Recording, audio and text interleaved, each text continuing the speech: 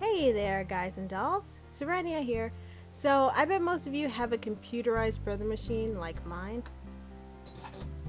and have wanted to shirr some fabric but have come to the problem of not being able to shirr on a brother machine. I don't know what it is with brother machines, but they just don't seem to want to do that unless you do some freaky weird trick with it. Luckily, after many frustrating hours of searching on the internet, retrying different techniques, and lots of wasted elastic thread, especially since there's a lot of this, I actually wasted about 2 rolls of this trying to get this to work. I found a very simple solution that does not involve deconstructing the bobbin case or distressing the fabric in any way, and this is how I do it. First, take your bobbin and your elastic thread. You have to hand wind your thread taut around the bobbin, making sure that it's even tension all the way around. It's annoying, but it's the best way to get it to work. So don't pull too tight either, it will snap. So this is going to take a while. Alright, that's good. So now you'll cut your elastic thread off. Make sure you cut an extra bit of thread to hang off, and then leave it aside. When you let go, it'll unwind and let it a little bit. So don't worry, it'll still have the tension in there. Just make sure you have this extra bit of thread at the end. And then for now, you're gonna leave that aside. Next, take your bobbin case out of the machine. You have to take off the whole cover, not just this little part that only gets the bobbin out. You have to take off the whole cover. Luckily for this machine, it slips out really easily. You may have to unscrew something. I hope not. Then take the bobbin case out. Now what you're going to do is take the bobbin and place it into the bobbin case while it's outside of the machine. And make sure that it's going in the direction that it's supposed to go in. For my machine, it has to go this way. Now, here's where the trick comes in.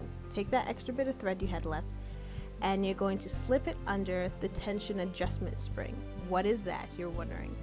In the bobbin case, you'll see there's this little metal sliver right here. Okay, so then when you thread your machine regularly, like if you put the bobbin case into the machine, there's something that says to slip it under a little gray thing here. Like you'll slip it under that thing. Like see, to thread the machine, you'll slip it under that thing right there. That is your guide for the thread to go into the tension adjustment spring, which is in the bobbin case. So it's this little tiny thing. Do you see it sticking up right there along the silver? You probably can because my camera doesn't want to focus that well, but if you look closely at your bobbin case, all you have to do is take your thread and run it under that spring. You're gonna feel it right there, and then now it's really locked in there, so it's not going anywhere.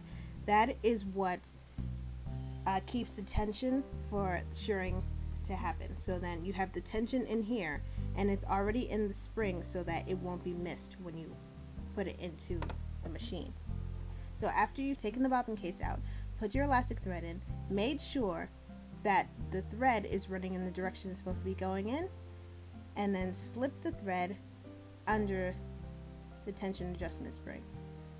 Check your manual also if you're not too sure what I'm talking about.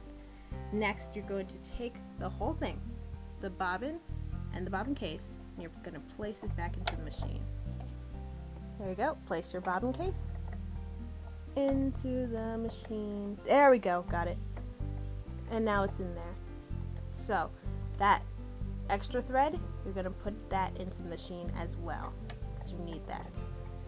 And then you're going to take the cover, whoop, you're going to put it back onto the machine. By now, you can turn your machine on. I left it on because I needed the lights. I wouldn't recommend doing this with the machine on, just to let you know. Next, you're going to put your top thread in the machine. Thread it as you would normally. See it right there? Now you're going to turn your hand wheel so that you can catch the elastic thread with the top thread. Turn your hand wheel towards you.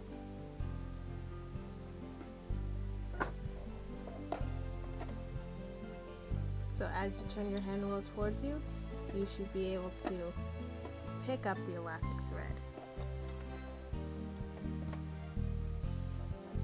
Just like that. If you have a little trouble, just get a pair of scissors and then swipe it under, and then that will help you get it. So now you have both threads, the top thread and your bottom thread, which is the elastic thread, and then you're going to take both threads and pull them to the back of the machine. Now you have to set your stitch to a straight stitch, and you're going to set your stitch length to the longest length that it can go. And finally, you're going to set your tension to 3. Why 3? I'm not sure. That is what worked for me. After trying different tensions, 3 or possibly something lower or something slightly higher. For some reason, 3 is what works. Now that you have your machine ready and set to its settings that it's supposed to be at, you are ready to shirr. So you're going to put your fabric into the machine, just like that. Lower the needle. Oh. See, yeah, I had to press that button because the hand wheel wasn't set to the right position. So that set the needle in the correct position. So make sure you do that before you start sewing. And have the needle down, and you're gonna give it a go. Here we go.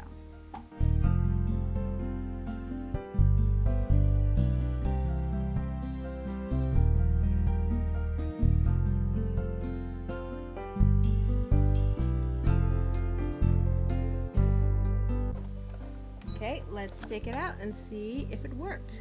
I'm gonna cut the threads. Make sure that when you take your fabric out that you leave some of your elastic thread left so that you can catch it and pull it to the back again. Or else it'll just go right back into the machine. See how it almost went into the machine? You don't want that because then you have to turn the wheel all over again. And there you go. The fabric has been shirred. And then once you add more rows, it'll look even more gathered and have that awesome effect. See? It worked just perfectly.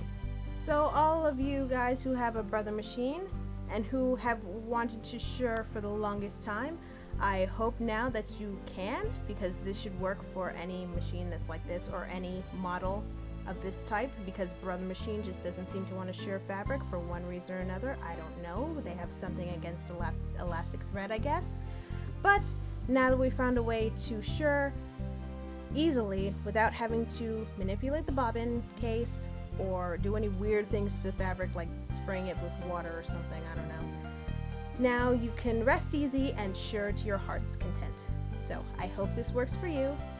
Leave any questions if you have any and I'll be happy to answer them. Okay? Thanks guys. Bye.